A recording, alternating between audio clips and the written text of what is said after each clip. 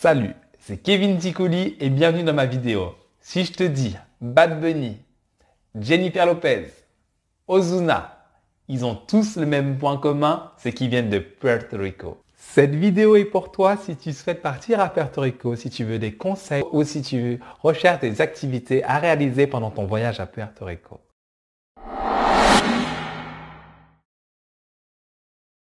Dans cette vidéo, je vais commencer par te donner des conseils pour ton voyage à Puerto Rico. Puis, je te donnerai les différentes activités que j'ai aimé réaliser. Ok, on va commencer avec les différents conseils que je peux te donner à Puerto Rico. Au niveau du logement, je te conseille de résider à San Juan, qui est la capitale de Puerto Rico. Tu y trouveras une multitude d'activités à faire.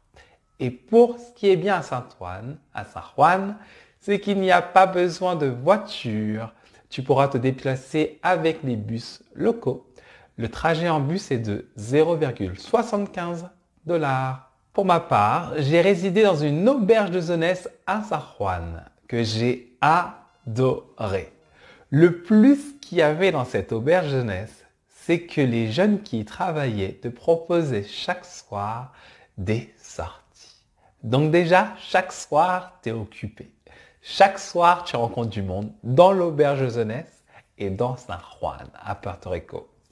Ensuite, pour tes journées, ils t'aidaient à réaliser ton itinéraire au niveau de la journée. Donc ça, c'était top.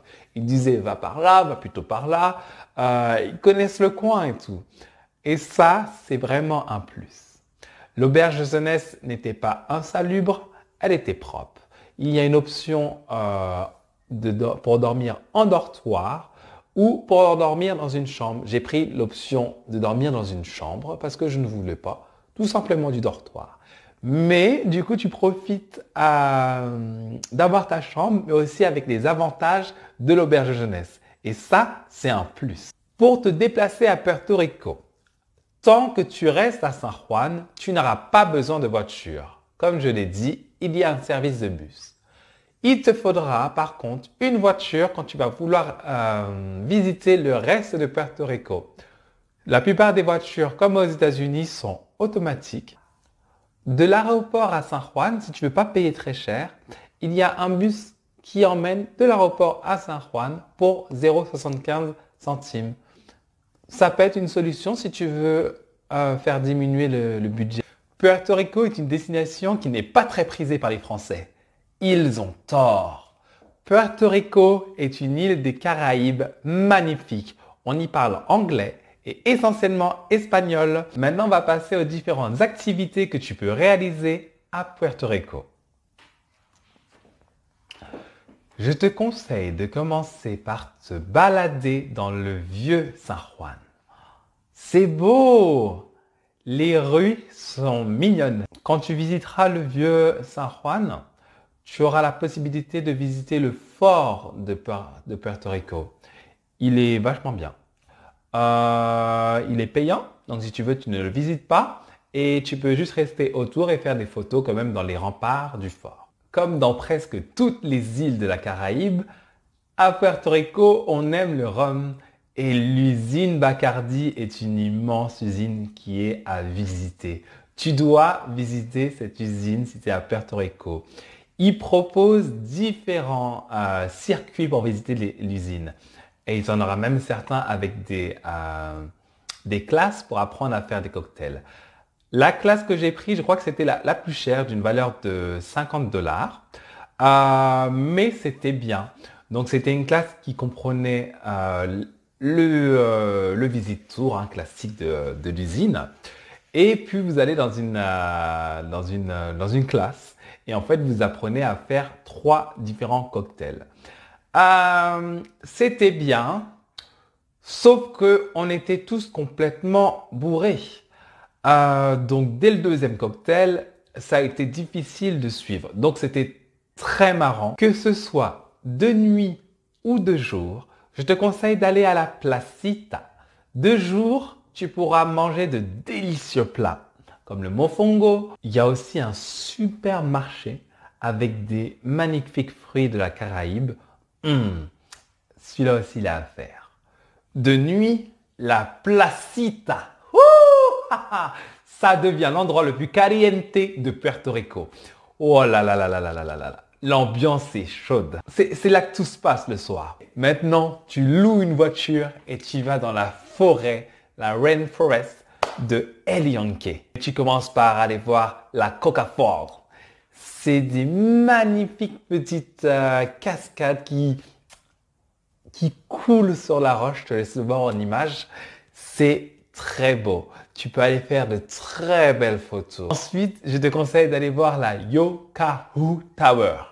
C'est une tour que tu vas monter et tu auras un super point de vue au niveau de toute la Rainforest. C'est magnifique, c'est très beau. Il y a un autre point de vue comme ça, encore plus beau, mais il faut faire beaucoup de randonnée. Du coup, ça, c'est l'option sans randonnée. Et le rendu des photos est super. Et pour finir, dans la Rainforest, j'ai fait aussi une cascade. Par contre, je me rappelle plus du nom. J'arrive plus à me souvenir du nom. Mais en roulant un peu sur la route, vous allez trouver, il y a différentes cascades dans la Rainforest. Et elles sont ouvertes ou pas en fonction des cyclones et des intempéries. Donc quand j'y suis allé, toutes les cascades n'étaient pas ouvertes parce que les chemins étaient trop périlleux. Mais voilà, celle que j'ai faite là, elle était bien. La prochaine activité, c'est une activité qui m'a fait à la fois rire et à la fois très peur. C'est un toboggan naturel. Ça s'appelle Las Pailas. Je te laisse voir au niveau des photos. En fait, c'est de la roche. Et sur la roche, il y a des petites algues qui te permettent de glisser. En fait, quand j'ai regardé sur les vidéos, au début, j'avais pas très peur. Puis, quand je suis arrivé en haut, à la vidéo, on dirait pas que c'est haut. Mais en fait, ça va vite. Du coup, tu descends et comme c'est naturel, une fois tu tombes correctement, une fois tu tombes sur le côté, une fois tu tombes mal, une fois la roche, elle t'érafle, elle t'esquinte un petit peu. Non, c'est marrant et à la fois ça fait un peu peur. Mais c'est à faire, c'est juste très drôle. Pourquoi je te conseille Puerto Rico? Alors, si tu aimes les Caraïbes, ce que j'ai aimé avec Puerto Rico, c'est qu'il y a cette Caribbean vibes avec en plus ce côté latino, ce côté caliente, cette joie de vivre qu'il y a dans les Caraïbes, plus le côté latino, oh là là là là là là, c'est top, c'est top. Ensuite, le soleil, les belles plages, les nombreuses activités qu'il y a à faire sur l'île. Là, je t'ai présenté quelques activités, mais il y en a encore plein à faire en fonction de ton budget. Il y en a pour tous les budgets. Il y a beaucoup d'activités qui sont gratuites à faire sur l'île. On se retrouve à très bientôt pour de nouvelles vidéos et n'hésite pas à t'abonner à ma chaîne.